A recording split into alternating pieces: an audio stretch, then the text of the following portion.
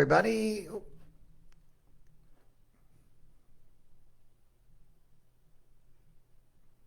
Am I live? All right. Hey, buddy. Joe White here from Get Life Coaching. I wasn't sure here because I'm recording this on from my desktop here, so it's a little bit different than how I normally do it here.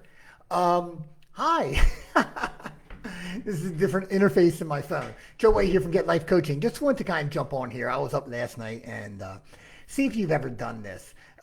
You might have been Googling or on something and you click on link. And I was on YouTube. YouTube is like the black hole of all black holes for me. And I will like Google something. I would like YouTube something. I'll watch a clip and then I'll find something else. And 2 hours later, I'm like 16 million degrees away from what I was originally looking for. And I found a video. We use this so often in our seminars. I don't know if you ever saw the Stop It video from Bob Newhart.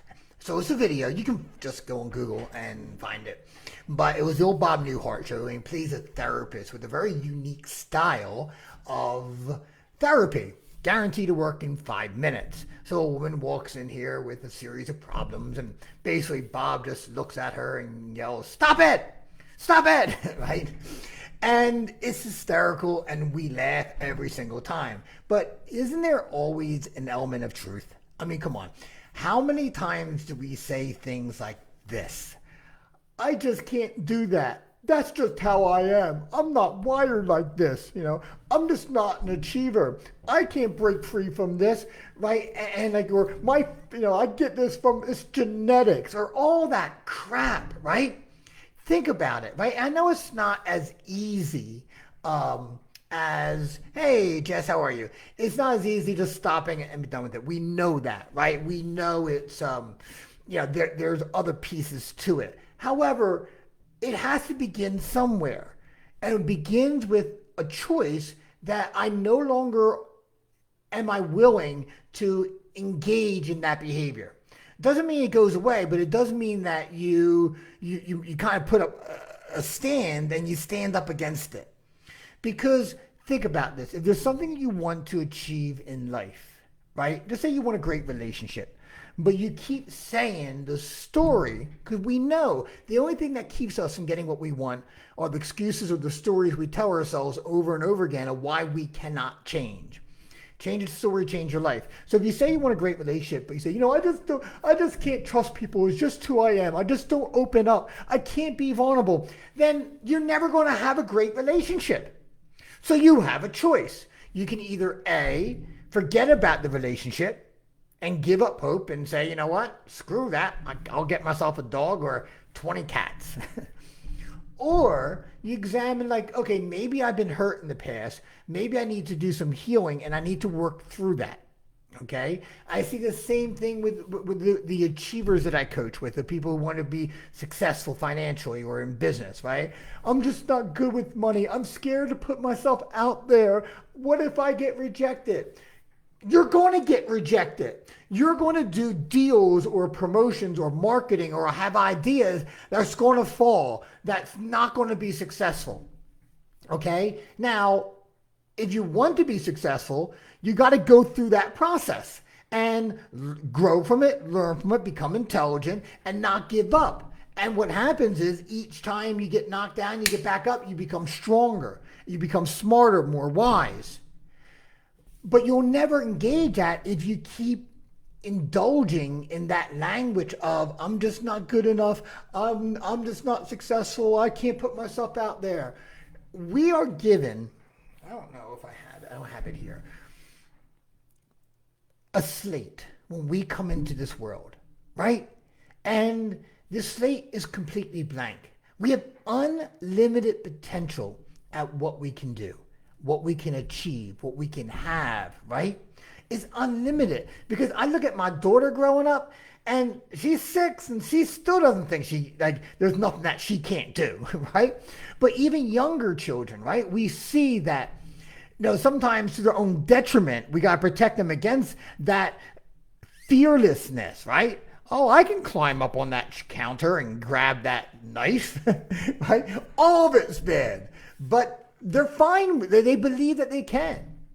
And then through a natural maturation, we learn limitations or perceive limitations. We get told, the word that most children hear growing up is no. No, don't touch that. No, don't do that. No, no, no, no, no, no, no, no, no, no. It becomes embedded in us, almost like it feels like it's in our DNA, right? And we start, instead of asking ourselves, what can we do? We start telling ourselves all the things that we cannot do.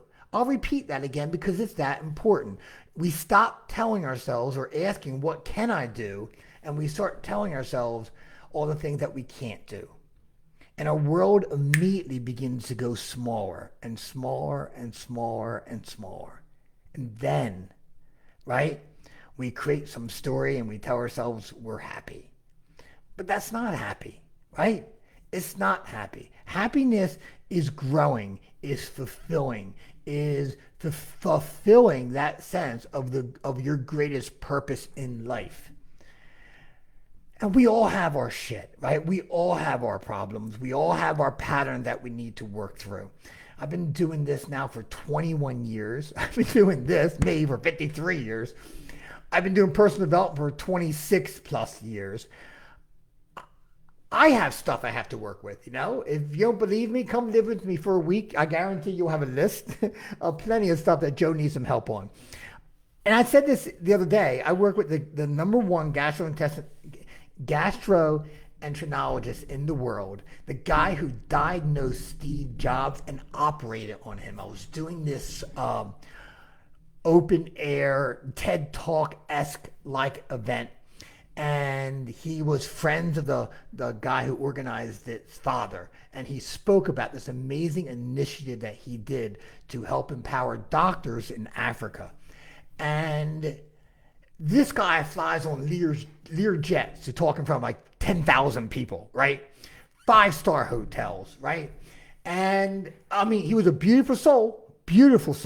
But now he's not talking about a procedure. He's talking about an initiative that he started, his baby. And literally his father, the host father, came running to me. He said, Joe, the doctor wants to leave. I go, why? He goes, he's scared. I go, what? He goes, of talking. I said, it's like 50 people here. It's not that many people. He goes, I know, but he's scared. He's packing his bags. You have to stop him.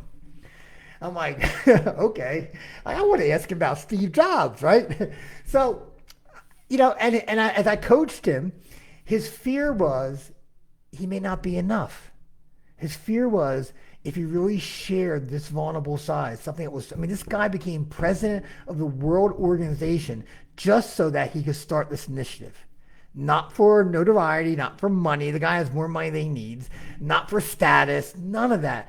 Just so that he can get this initiative started because he realized this organization needs to do more. And he was scared to share that with a bunch of strangers because he felt like it was not enough. And I think it resonates with all of us because we all go through our periods of feeling like we're not good enough, or what if we fail?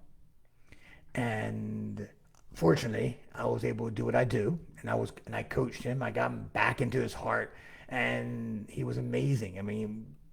There was moments that everybody in the audience was so touched by what he said that they were crying. So we must access all these things, this blank slate of potential that we can do. It doesn't matter if you're 6 years old like my daughter, 53 like me, 63, 43. It doesn't matter what age. It doesn't matter what you've been through. It doesn't matter what you need to overcome. Because what you aspire to is greater than any discomfort, any pain, any setback, any challenge you can have. But as long as we tell ourselves all the reasons why we can't, we tell ourselves, I'm not that way, we'll never know. We never know what's on the other side of that curtain. So that's my message today. So have a great day, everybody. Enjoy the weekend, and take care of you, and certainly take care of each other, because we need that in the world today. Namaste, and rattle the cage. Bye-bye.